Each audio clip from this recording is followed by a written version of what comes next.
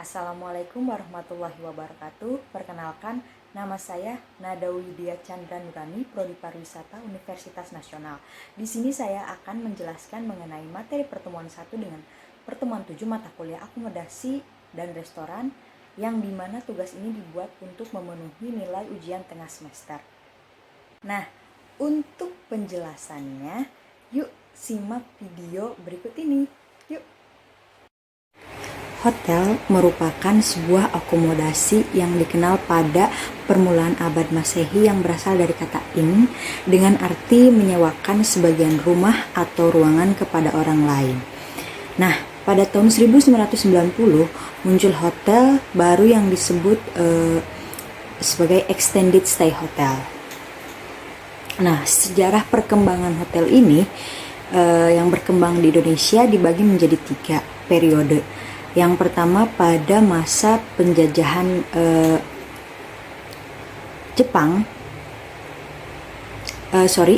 pada masa penjajahan Belanda, yaitu dibangun sekitar pelabuhan Batavia, Semarang, Surabaya, Medan, Makassar dengan fungsi untuk melayani tamu atau penumpang kapal yang baru datang.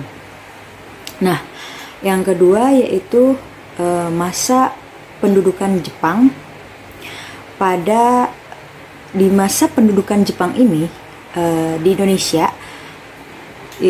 jelas terlihat berdampak pada pariwisata Indonesia, di mana banyak hotel yang diambil oleh pemerintah Jepang untuk dijadikan asrama dan rumah sakit, sedang hotel yang dianggap bagus dijadikan tempat tinggal untuk perwira tentara Jepang. Dan yang ketiga, yang terakhir itu pada masa setelah Indonesia merdeka, pada tahun 1946 diterapkan Badan Pusat Hotel. Perbedaan hotel dengan akomodasi lainnya dibagi menjadi 2, yaitu akomodasi komersial seperti pelayanan, fasilitas, dan lain-lain. Dan yang kedua yaitu akomodasi non komersial seperti ada yang untuk menguntungkan, ada yang untuk memberi bantuan, dan ada juga yang untuk tujuan sosial. Nah, jenis akomodasi komersial terbagi menjadi 4. Yang pertama motel, kedua guest house, 3 apartment house, dan yang keempat lodgement. Untuk perbedaan akomodasi semi komersial, yang pertama itu ada geraha wisata remaja, yang kedua asrama, yang ketiga pondok pesantren, dan yang keempat rumah sakit.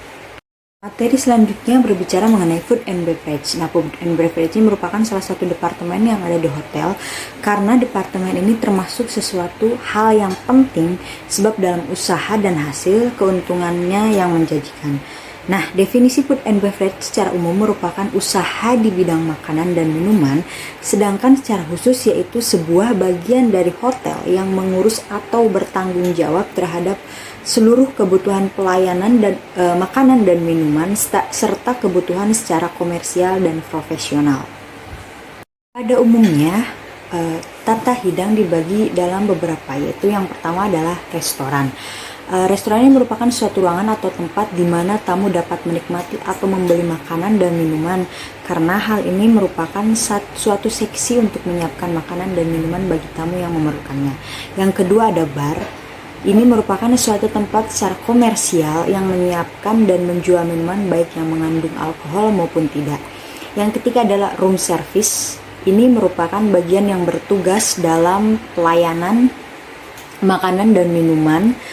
Dan yang keempat itu banquet, merupakan bagian yang melayani dan bertanggung jawab dalam penjualan makanan dan minuman khusus di luar restoran. Yang kelima steward, merupakan bagian yang bertanggung jawab dalam menjaga kebersihan dan penyimpanan peralatan food and beverage department. Nah, tugas dan tanggung jawab food and beverage department yang pertama adalah mengolah bahan mentah menjadi siap saji, yang kedua membuat masakan dengan cita rasa yang khas, yang ketiga bertanggung jawab atas makanan atau minuman yang tidak memenuhi syarat. Selanjutnya ada jenis hotel, terbagi menjadi 3. Yang pertama resident hotel, yaitu hotel yang disediakan bagi para pengunjung yang menginap dalam jangka waktu yang cukup lama tetapi tidak bermaksud menginap. Yang kedua adalah transital hotel, yaitu hotel yang diperuntukkan bagi tamu yang mengadakan perjalanan dalam waktu relatif singkat. Dan yang ketiga ada resort hotel, yaitu diperuntukkan bagi tamu yang sedang mengadakan wisata dan liburan. Selanjutnya itu klasifikasi hotel terbagi menjadi 3. Yang pertama hotel kecil atau small hotel yang memiliki lebih dari 25 kamar atau kurang dari 100 kamar. Dan yang kedua hotel menengah atau above average hotel adalah hotel yang memiliki lebih dari 100 kamar dan kurang dari 300 kamar. Dan yang ketiga ada hotel besar atau rich hotel adalah hotel yang memiliki lebih dari 300 kamar. Selanjutnya yaitu ada tarif hotel. Terbagi menjadi yang pertama yaitu economy class adalah hotel yang memiliki tarif kamar kelas ekonomi atau harga kamar relatif murah. Dan yang kedua adalah first class adalah hotel dengan tarif kamar mahal. Dan yang ketiga ada deluxe atau luxury class adalah hotel dengan yang memiliki harga kamar yang paling mahal. Apartemen dalam hotel. Yang pertama ada front office, yaitu untuk melayani pemesanan kamar dan juga memberikan informasi kamar. Sectionnya yaitu reservation, porter atau bellboy, information service, resepsionis, front office, kasir. Yang kedua housekeeping, bertugas dalam menangani seluruh kebersihan hotel dan juga fasilitas hotel.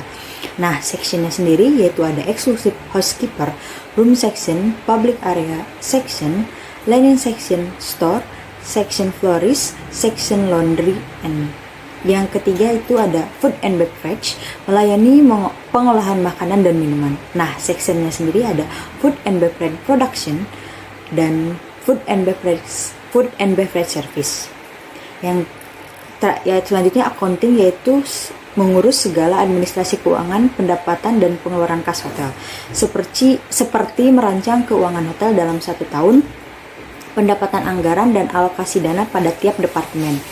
Yang selanjutnya yaitu Human Research dan Payroll Department, bertugas menempatkan dan menerima karyawan, masalah karyawan yang sedang dihadapi oleh karyawan.